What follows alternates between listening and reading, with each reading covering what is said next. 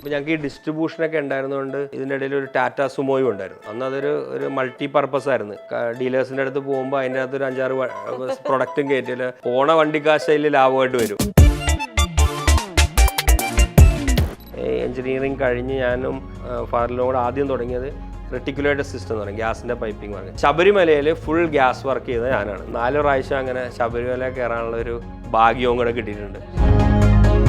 അന്നൊക്കെ എന്ന് പറഞ്ഞാൽ ഇവിടെ നല്ല ഓപ്പർച്യൂണിറ്റീസ് ഉണ്ട്, കോമ്പറ്റീഷൻ കുറവാണ്. മുന്നോട്ട് പോകും തോറും കോമ്പറ്റീഷൻസ് ഭയങ്കരമായിട്ട് കൂടുന്നു. ആ പറ്റുന്ന രീതിയിലാക്കിയിട്ട് അതിനെ വേറൊരു ലെവലിലോട്ട് എത്തിക്കാൻ പറ്റുന്ന ആൾക്കാരുടെ കയ്യിലോട്ട് കൊടുക്കുന്നതും ഒരു കഴിവാണല്ലോ. നമ്മുടെ പോലത്തെ ഒരു ഹൈ എൻഡ് സ്റ്റോറുകളിൽ ആൾക്കാർ വാക്കിൻസ് കൂടുതലായിരിക്കും. അങ്ങനെ കയറുമ്പോഴായിരിക്കും ഇമ്പൾസ് ബൈങ്ങിൽ എന്തെങ്കിലും ബൈ ചെയ്യുന്നത്. മാൾ സംസ്കാരം വന്നതോടുകൂടി ആവശ്യക്കാർ മാത്രം വരുന്നു, ബാക്കിയുള്ളവരൊക്കെ എല്ലാം ഹാങ് ഔട്ട് ചെയ്യുന്നത് ഇങ്ങനെയുള്ള ഷോപ്പിംഗ് മാളുകളിലോട്ട് മാറാൻ തുടങ്ങി. ഷോപ്പിംഗ് മാളിലൊക്കെ ഏറ്റവും വലിയൊരു അട്രാക്ഷൻ എന്ന് പറഞ്ഞാൽ ഫുഡ് റീറ്റെയിലാണ്, ഹൈപ്പർ മാർക്കറ്റാണ്. നിങ്ങൾ ആദ്യം എന്നോട് ചോദിച്ച ചോദ്യമാണ് എൻ്റെ ഇതിലെ എഡ്ജ്. കേരളത്തിൽ തുടങ്ങാൻ ഭയങ്കര ബുദ്ധിമുട്ടല്ലേ എന്ന്.